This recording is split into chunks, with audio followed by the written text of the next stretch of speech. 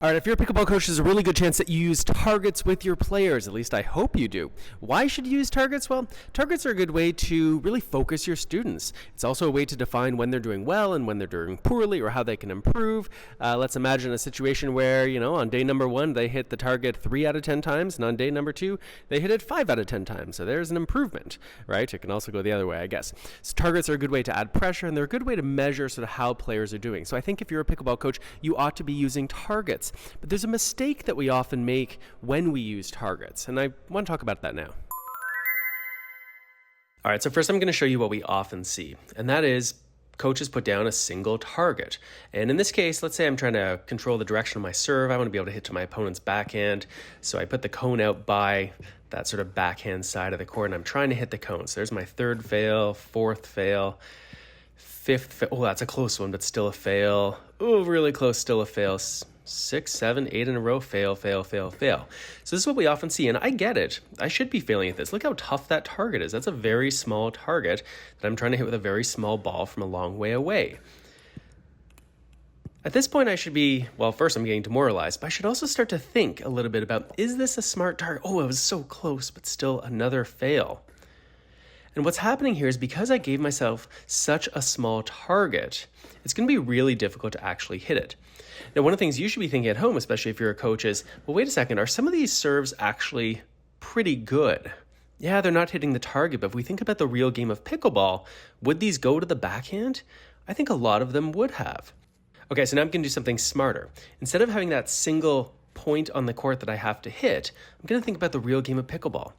If I want to get the ball out to my opponent's backhand, there's actually several places I could hit and be successful. So what I can do is actually create a space here.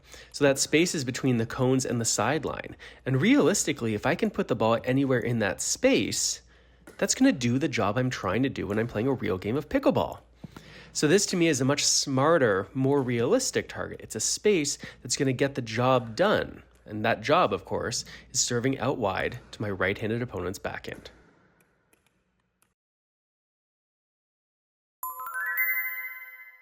Let's look at another example now. Let's imagine I want to work on my lob. So I'm in a dinking rally and then I play a lob that goes over my opponent's head and lands deep in the court.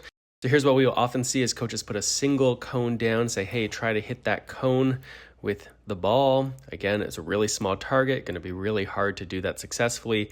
You can see how often I failed, even though I did come close once or twice. But this is not a very smart target. When I'm playing my lob, it's not just about getting the ball to a particular spot on the court, but a particular area.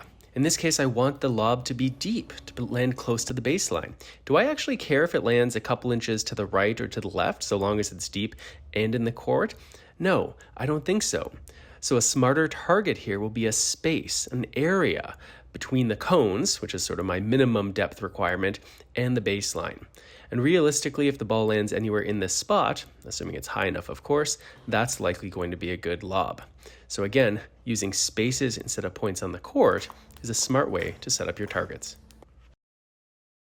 Okay, so there you go. Keep using targets with your players, but start thinking about spaces that you're aiming for rather than very specific positions on the court. And of course, whenever we're thinking about our targets, we should always keep the end in mind. What is it that we're trying to do to our opponents? Opponents never just sort of stop playing and say, wow, you hit the target. You put the ball exactly where you wanted. I guess you win.